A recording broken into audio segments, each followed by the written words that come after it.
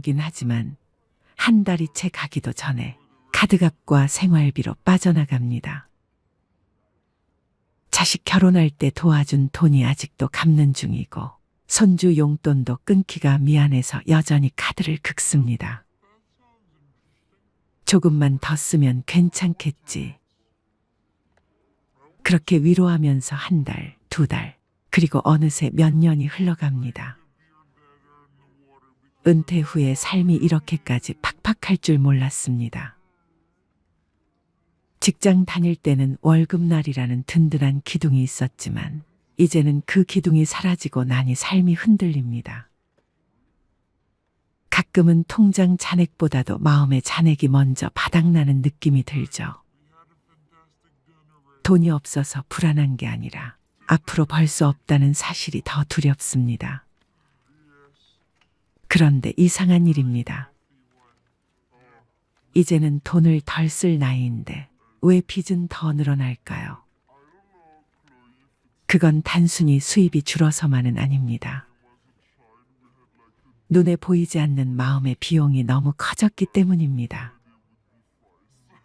자식에게 괜찮은 부모로 보이고 싶어서, 친구들 앞에서 초라해 보이기 싫어서 예전처럼 한턱 내며 내가 살게 한마디 내뱉고 싶은 그 자존심이 사실은 우리를 조용히 빚으로 이끌고 있습니다.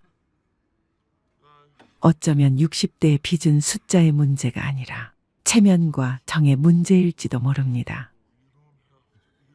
누군가는 자녀에게 부담 주기 싫어서 대출을 끼고 혼자 해결하고, 누군가는 병원비가 아까워 참다가 더 큰 병으로 돈이 새어나가고, 또 누군가는 혼자 사는 외로움을 달래려 쇼핑으로 마음을 채우기도 합니다. 이 나이에 빚은 욕심이 아니라 마음의 흔적입니다. 자식에게 해주고 싶은 마음, 남에게 뒤처지고 싶지 않은 마음, 그리고 여전히 누군가에게 괜찮은 어른으로 보이고 싶은 마음이 우리의 지갑을 서서히, 그러나 확실히 비워갑니다. 그래서 오늘은 그 이야기를 해보려 합니다. 60대의 빚이 왜 줄지 않고 오히려 늘어나는지, 그 속에 숨은 진짜 이유를 들여다보면 단순히 경제의 문제가 아니라 인생의 태도와 마음의 습관이 있다는 걸 알게 됩니다. 이건 숫자의 이야기가 아닙니다. 삶의 균형을 잃은 한 세대의 이야기이자 누구나 겪을 수 있는 마음의 부채에 관한 이야기입니다.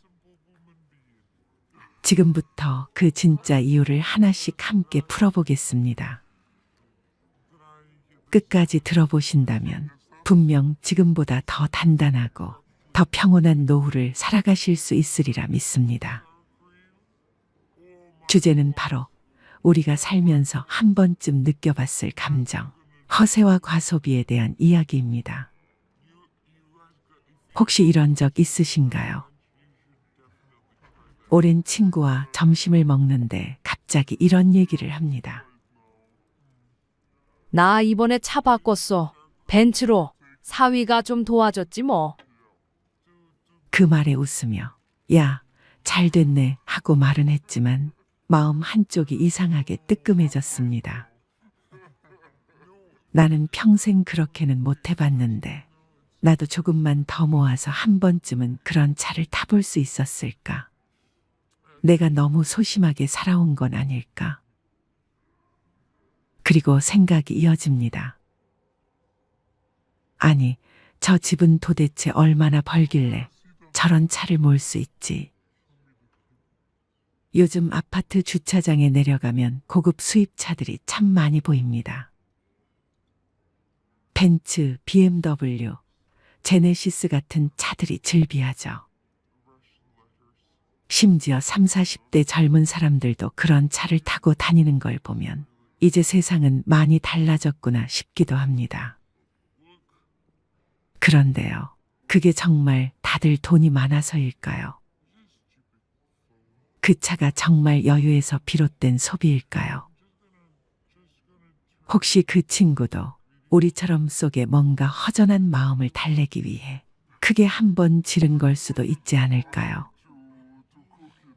오늘 이 시간은 진짜 부자와 허세 소비의 결정적인 차이, 그리고 우리가 꼭 알고 넘어가야 할 소득 대비 적정 소비 기준에 대해 이야기해 보려 합니다.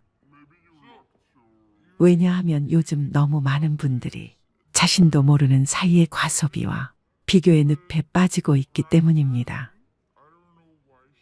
겉보기에 잘 사는 것 같아 보여도 실속은 없는 경우가 너무나 많고, 그게 결국 우리의 노후를 갉아먹고 있다는 걸 우리는 너무 늦게 깨닫곤 하죠.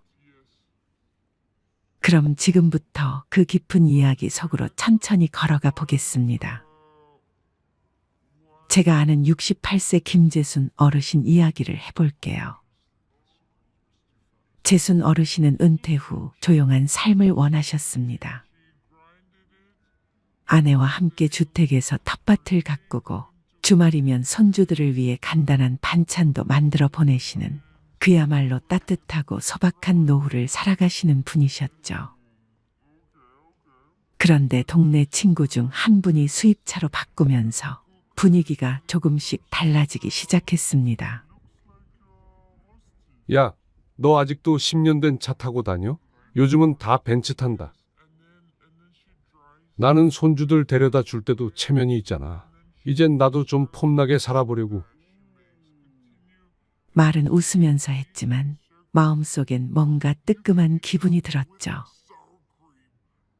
그래서 재순 어르신도 처음엔 고민하셨습니다.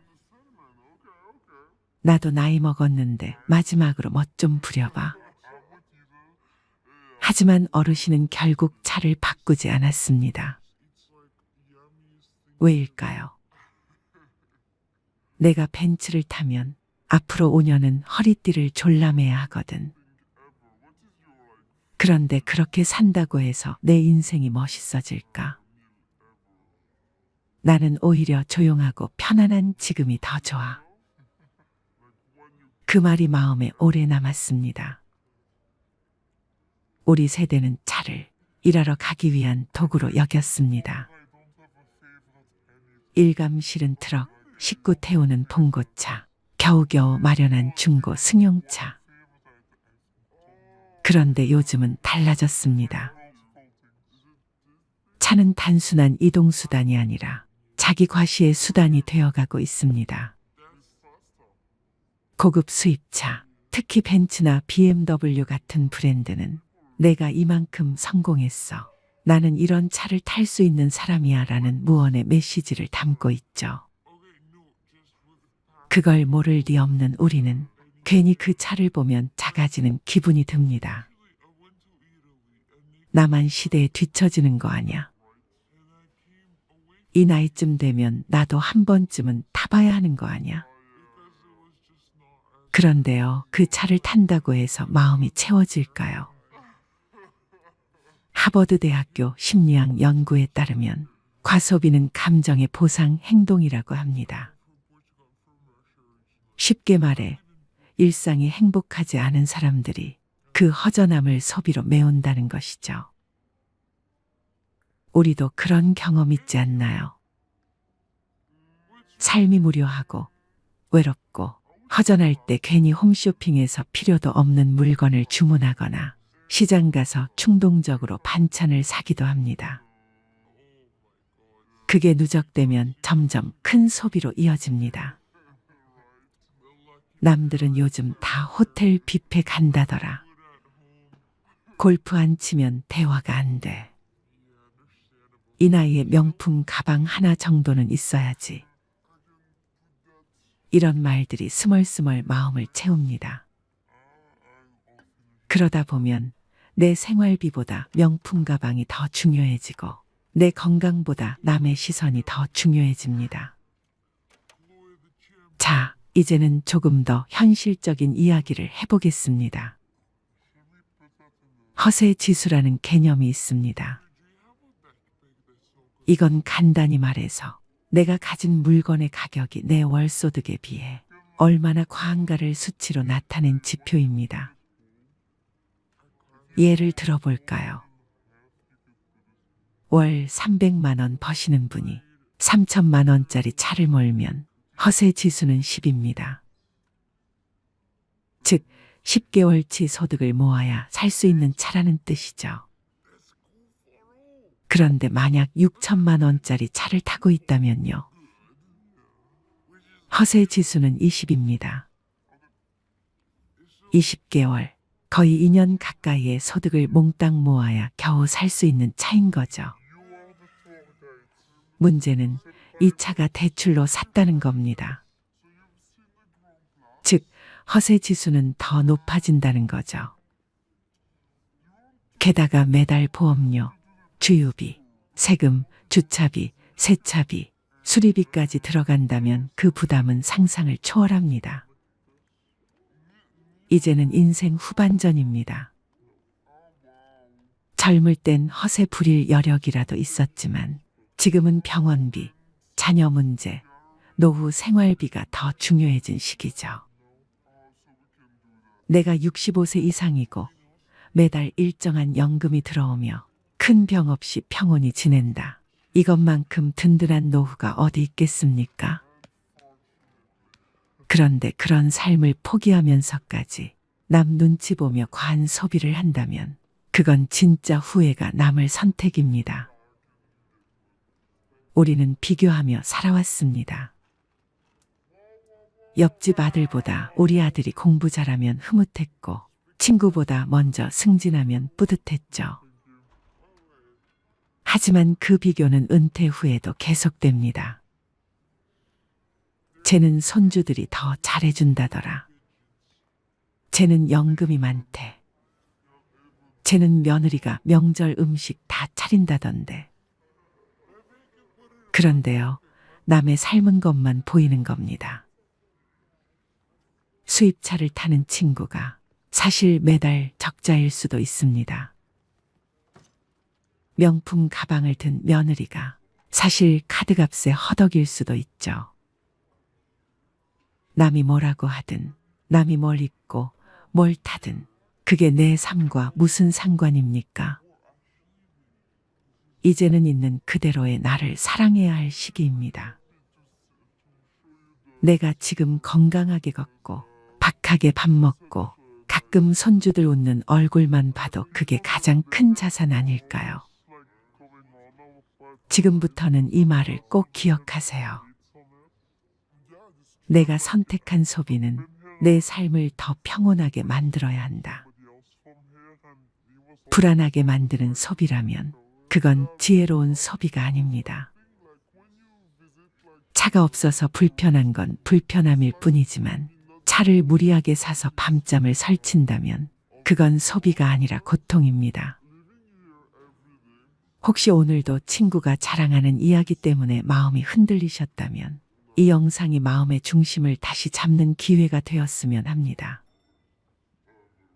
허세는 무섭게 전염됩니다. 하지만 단단한 자기 기준은 더욱 강하게 전염될 수 있습니다. 이제 우리 세대가 허세가 아닌 지혜로 살아가는 모습을 자녀들에게 보여줄 차례입니다. 여러분들은 인생의 세 번째 30년에 대해 생각해 보신 적이 있으신가요? 흔히들 은퇴 후에 30년을 준비하라고 합니다. 과거에는 은퇴 후의 삶이 심각한 고민거리가 아닌 남아있는 삶으로 받아들여졌습니다. 그러나 최근 우리 사회의 고령화가 빠르게 진전되고 베이비붐 세대의 은퇴가 본격화되면서 은퇴 후의 삶에 대한 관심과 우려가 점점 커지고 있습니다. 지금까지 대부분의 사람들은 노후 준비의 필요성을 인정하면서도 노후까지는 어느 정도 시간이 남아있고 또 어떻게든 해결되지 않을까 하는 막연한 생각으로 미래를 준비하는 것에 적극적으로 대응했습니다. 하지만 현실은 어떤가요? 연이은 글로벌 금융위기와 경기 침체 등으로 경제 상황은 녹록지 않고 조기 은퇴, 저금리, 저출산, 평균 수명 연장 등으로 노후에 대한 철저한 준비 없이는 다가올 인생의 후반기가 암담하기만 합니다. 이렇듯 인생 100세 시대는 우리에게 걱정과 두려움으로 다가오지만 얼마나 미리 체계적으로 준비하느냐에 따라 새로운 인생의 전환점이 될 수도 있을 것입니다. 오늘 영상 끝까지 시청해 주시면 여러분의 노후를 설계하는 데 큰 도움이 될 것입니다. 늙어서 돈 때문에 고생하지 않으려면 50대부터 돈 씀씀이에 특히 주의해야 합니다. 노후 전문가들은 자산이 많지 않아도 평소 작은 노력에 따라 노후 생활이 달라질 수 있다고 말합니다. 20, 30대 때 실패하면 벗어날 수 있는 기간이 길어 다시 회복할 수 있습니다. 실패를 거울 삼아 전화위복의 계기가 될 수도 있죠. 그러나 50대가 넘으면 장기적인 수입을 기대할 수 없기 때문에 회복이 거의 불가능합니다. 50대가 지나면 정년 퇴직이 가까워집니다. 안정적인 수입을 기대하는 기간도 짧습니다. 요즘에는 수명이 늘어나 정년 후에도 재고용 제도를 활용하여 일하고 싶다는 사람이 많습니다. 하지만 재고용되어 일한다고 해도 수입은 현저하게 떨어질 것입니다. 50대 이후에는 돈 씀씀이에 실패할 경우 일을 만회할 시간적 금전적 여유가 없습니다. 50대가 되면 직장에서 위치도 가장 정점에 있고 수입도 많습니다. 은퇴를 하면 상당한 퇴직금도 목돈으로 수정에 들어옵니다. 그러나 언제까지 살지, 앞으로 어떤 일이 벌어질지 몰라 불안해하는 게 사람의 심리입니다. 그래서 수중에 있는 돈을 굴리고 싶어집니다. 이때를 조심해야 합니다. 첫 번째는 돈 관리를 전문가에게 그냥 미루는 것입니다. 퇴직한 지 얼마 안 되는 60대 지인 중 퇴직금 등으로 수중에 1억 5천만 원의 자금이 생겼습니다. 처음에는 은행 3곳에 분산 투자에 넣어 두었습니다. 이자가 낮아 자금을 굴려볼까 고민하던 차에 은행 직원이 이율이 높고 6개월 단위로 단기 투자할 수 있는 독일 국채 상품 DLF 투자를 권유했습니다. DLF란 말은 들어보지도 못한 생소한 투자 상품이지만 은행 직원이 하도 안전하고 이율도 높다고 투자를 권유하기에 다른 은행에 넣어둔 자금까지 끌어와 몽땅 투자를 하고 말았습니다. 지인은 걱정이 되어 은행 직원에게 괜찮겠냐고 몇 번이나 물었지만 걱정 마시라, 돈 있는 사람들은 이렇게 돈을 번다고 안심시켰습니다. 상품 설명서에는 원금을 모두 잃을 수 있다는 내용이 있지만 빼곡하게 적힌 설명서를 모두 꼼꼼하게 읽어보는 사람은 거의 없습니다. 은행 직원의 말이니 믿고 투자하는 사람이 대부분입니다. 제 지인은 결국 투자 실패로 원금의 60%를 잃고 불안한 나날을 보내고 있습니다. 해외 금리 연계 DLF 등에 투자한 사람 중에는 이처럼 은행 직원이 전액 손실 가능성을 제대로 설명하지 않았고 적극적으로 투자를 권유했다고 하소연하는 이들이 많습니다. 이러한 생소한 투자 상품에 투자한 사람은 65세 이상 고령층이 45.7%에 달했습니다. 이 자금 상당 부분은 노후 자금인 것이죠. 각 연령대 중에서 자산을 가장 많이 가지고 있는 연령층이 50대, 60대지만 돈에 대한 불안은 가장 큽니다. 노후 생활에 대한 걱정 때문입니다. 그래서 투자에서 돈을 굴리려는 욕망이 강합니다. 문제는 금융회사들도 이들의 심리를 훤히 꿰뚫어 보고 있다는 것입니다. 자금은 많은데 돈에 대한 불안감이 가장 큰 50대, 60대는 금융회사로서는 최고의 타겟입니다. 월스트리트 주식 전문 트레이더 출신이 고객의 요트는 어디 있는가? 라는 금융 전문가들을 비판하며 낸 책이 있습니다. 은행원, 증권사 직원, 자산운용사 직원들이 고객의 돈을 맡아 운용수수료를 높여 인센티브를 받아서 요트를 살 정도로 부자가 되지만 정작 고객들은 돈을 불리지 못하는 현실을 비판하는 말입니다. 금융회사는 수수료로 먹고 삽니다. 저위험 상품은 수수료가 높지 않기 때문에 수수료가 높은 위험 상품을 누군가에게 팔아야 합니다. 이때 가장 좋은 타겟이 5, 60대 투자가입니다. 물론 전문가로부터 자문을 받는 것도 중요하지만 이것도 제대로 된 전문가를 선택해야 합니다. 금융회사 영업맨들이 수수료가 높은 고위험 상품을 팔면서 원금 손실에 대한 위험성을 대충 얼버무립니다. 대신 높은 수익에 대한 기대감만 부풀리는 경우가 대부분입니다. 상품에 대한 지식이 전혀 없는 50대, 60대 투자가들은 섣불리 고위험 상품에 투자했다가 소중한 노후 자금을 잃는 경우가 다반사입니다. 그러니까 50대, 60대가 되면 투자해서 돈을 벌겠다는 생각 자체를 아예 버리는 것이 좋습니다.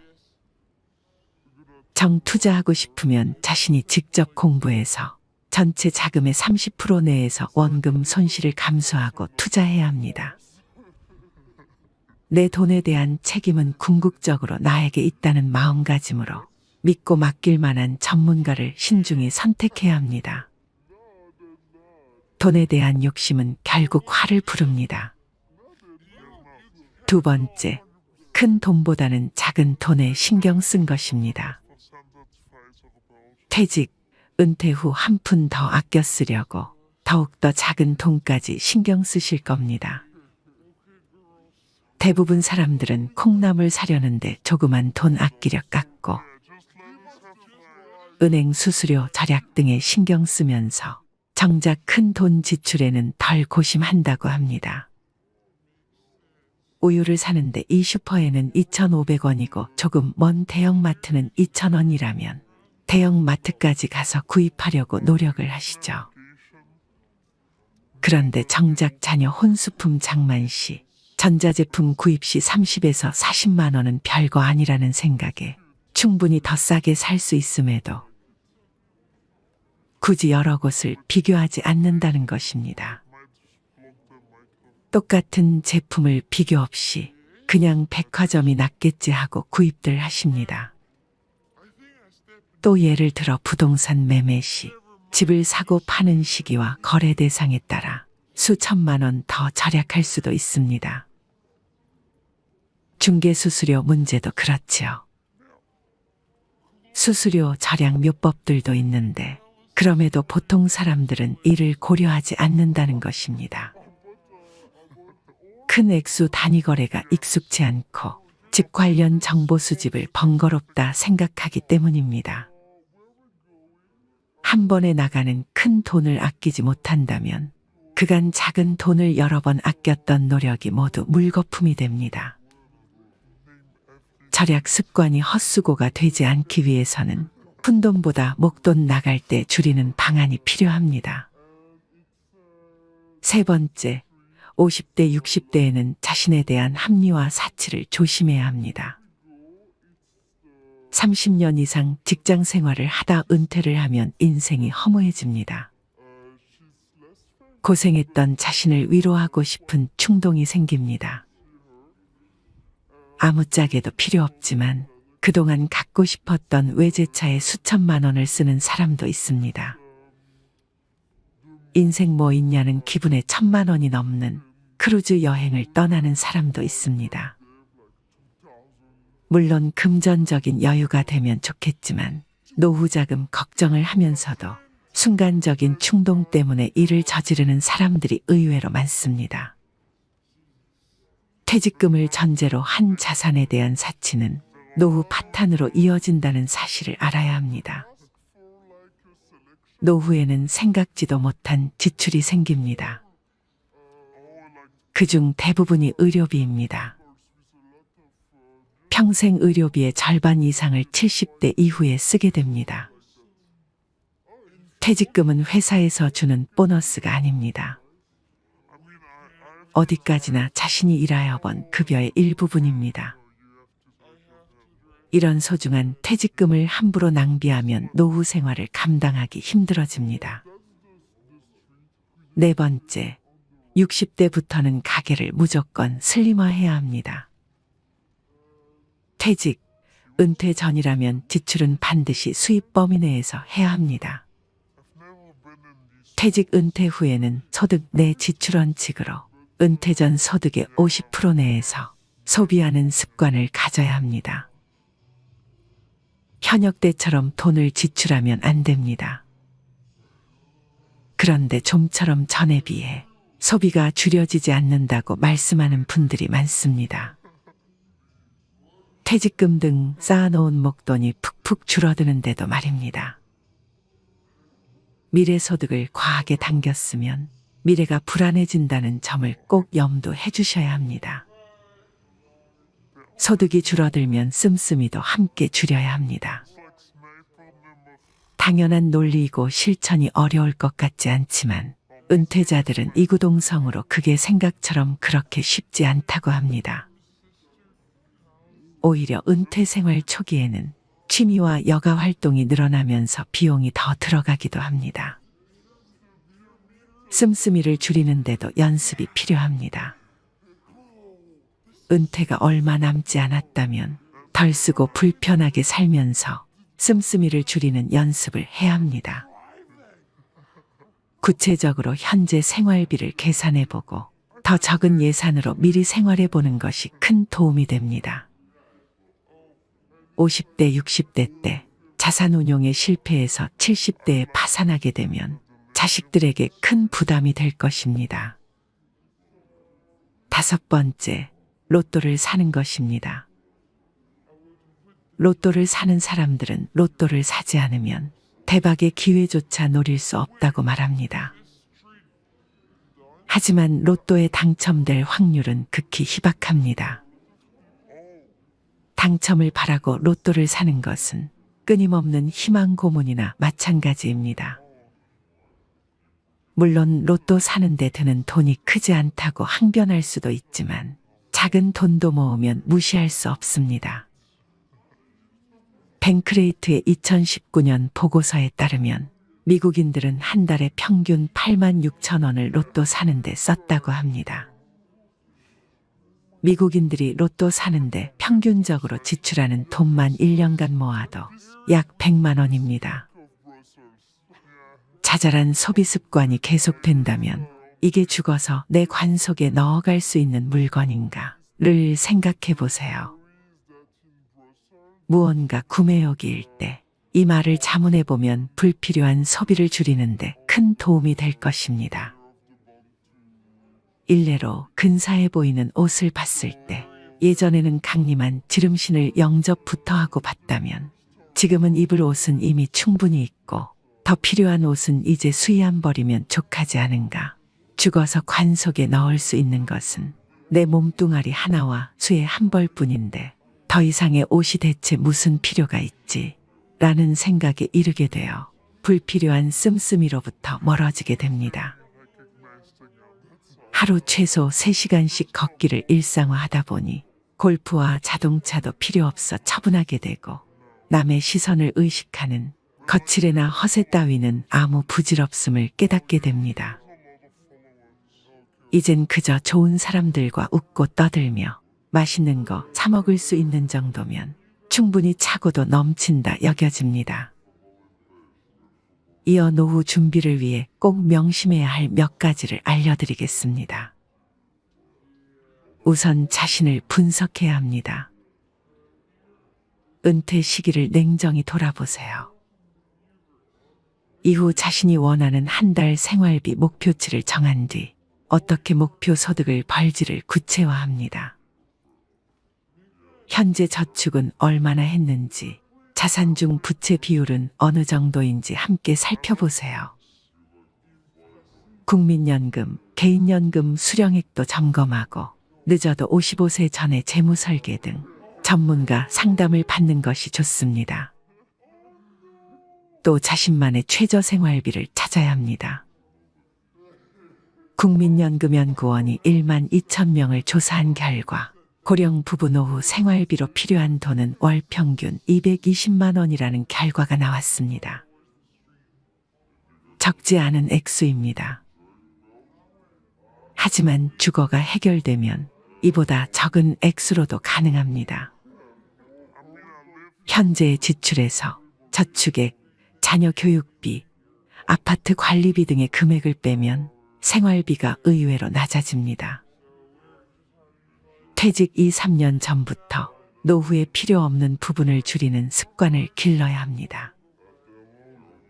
이웃 주민 80세 할아버지도 작은 집으로 옮겨가기 싫어했습니다. 하지만 80세가 되자 약 32평의 아파트를 청소하는 것 자체가 힘들어졌다고 합니다. 그래서 서울 외곽의 10평대 아파트로 옮겼습니다. 할아버지는 오히려 공기도 맑고 여유자금도 생겨 삶이 나아졌다며 만족하셨습니다. 현재 노인층은 자식과 같이 은퇴하는 세대라는 점도 명심해야 합니다. 어느 할머니의 경우 은퇴 후 아들에게 생활비 50만 원을 받아왔습니다. 하지만 최근 아들이 55세를 넘겨 은퇴하면서 용돈이 끊겼습니다. 또한 곧 은퇴를 앞둔 50대 후반의 직장인들도 은퇴 전 아들 결혼 자금을 준비하려 했지만 그러다간 은퇴 후 한 달 생활비가 50만 원 줄어든다는 진단을 받고 포기했다고 합니다. 그분은 내 노후가 어려워져 생활비를 받는 것이 자식에게 더 부담을 준다고 생각했다고 말했습니다. 수입이 있는 일이든 취미든 사회공헌이든 평생 현역으로 살아갈 마음가짐 또한 중요한 것 같습니다. 일할 능력이 있고 의향만 있다면 충분합니다. 일을 한다면 많든 적든 수입이 따릅니다. 따라서 자신의 기대치에 맞춰 일자리를 찾으면 됩니다. 좀 더 나이가 들어도 내가 건강하기만 하면 직업재능운영센터와 같은 곳에서 장애인들의 훈련보조, 장애인 이동지원 및 산책지원, 초등학교 등굣길 안전하게 건널목 건너기 지원, 내가 살고 있는 아파트 내에서의 노노케어 활동 등 얼마든지 주위에 도움을 주면서 살아갈 수 있습니다. 나의 건강을 챙길 수 있고 푼돈일 수는 있어도 최소한의 용돈도 벌 수 있습니다. 농부가 추수한 후 이삭을 챙기듯 이삭 줍기를 한다고 생각하면 됩니다. 마지막으로 건강이야말로 노후 재무 설계의 핵심이라고 생각합니다. 규칙적으로 식사를 하고 운동하는 습관을 가지고 건강하게 노후를 보낼 수 있으면 그것이 최고의 재산입니다. 그리고 노후에는 돈보다는 시간이 여유로운 편입니다. 남는 시간을 활용해 새로운 기술과 지식을 배우는 평생학습의 자세를 갖는다면 건강한 노후 생활을 유지하는 데 도움이 될 것입니다. 건강하지 못해 투병 생활을 이어간다거나 고액의 병원비를 써야 할 상황이 온다면 노후 파산까지 우려해야 하는 상황이 오지 않을까요? 자산이 아무리 많아도 인생이 유한한 만큼 살아가며 소비할 수 있는 금액에는 한계가 있습니다. 자산이야 많으면 많을수록 좋겠지만 노후 설계 관점에서 보면 필요한 만큼 노후 생활비를 만들 수 있다면 이미 충분히 부자라 할 수 있을 것입니다. 진정한 부여는 내 마음속에 있습니다. 육신보다 정신이, 정신보다 영혼이 부자여야 되는 것입니다. 소크라테스가 말하기를 가장 적은 것으로 만족하는 사람이야말로 가장 큰 부자다 라고 했습니다. 과거에 잘 나가던 고소득층이라고 해서 자만할 필요도 없습니다. 오히려 직장 생활할 때 몸에 밴 씀씀이가 있기 때문에 은퇴 이후 일정 수준 이상 생활을 유지하려는 경향이 강해 자칫 장수에 덫에 걸리기 쉽습니다. 영국의 심리학자가 2002년에 발표한 행복 공식에 따르면 행복도를 높이는 것은 부와 명예가 아니라 가족, 친구, 대인관계, 취미생활, 운동과 휴식 등 일상에 관한 것들이라고 하였습니다. 다시 말해 마음이 준비되지 않으면 돈의 의미도 퇴색될 수밖에 없습니다. 노후 자금 모으기에 급급하다. 어느 날 덜컥 자신의 존재 가치가 사라져버리는 그 상실감은 겪어본 사람만이 알 수 있습니다. 노후 자금 준비도 중요하지만 그보다 먼저 시작해야 할 것은 바로 마음의 준비입니다. 예전에 이어령 박사가 회고했던 내용이 기억납니다. 사회에서의 화려한 출세로 존경은 받았지만 사랑은 받지 못했다고. 노후의 돈에 얽매이기보다는 사랑을 받는 사람으로 기억되고 싶습니다. 이 영상을 통해 노후 설계에